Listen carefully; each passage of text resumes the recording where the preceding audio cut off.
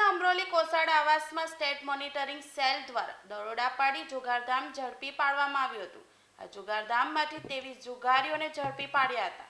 સ્થાનિક પોલીસ ઊંઘતી રહી અને સ્ટેટ મોનિટરિંગ સેલ ત્રાટકતા સ્થાનિક પોલીસની કામગીરી સામે અનેક સવાલ થઈ રહ્યા છે. મહત્વનું છે કે કોસાડ આવાસ પહેલેથી જ ગેરકાયદેસર પ્રવૃત્તિ માટે જાણીતું છે. ત્યારે સ્ટેટ મોનિટરિંગ સેલ ગાંધીનગરની ટીમે કોસાડ આવાસમાં બાતમીના આધારે રેડ કરી હતી, જેમાં સ્ટેટ વિજિલન્સની ટીમ દ્વારા 47,000 રોકડ, 18 મોબાઈલ ફોન, 7 વાહનો, 23 જુગારીઓ મળી કુલ 3,73,360 લાખનો મુદ્દામાલ કબજે કરી સંચાલકને વોન્ટેડ જાહેર કરી કાયદેસરની કાર્યવાહી હાથ ધરી છે.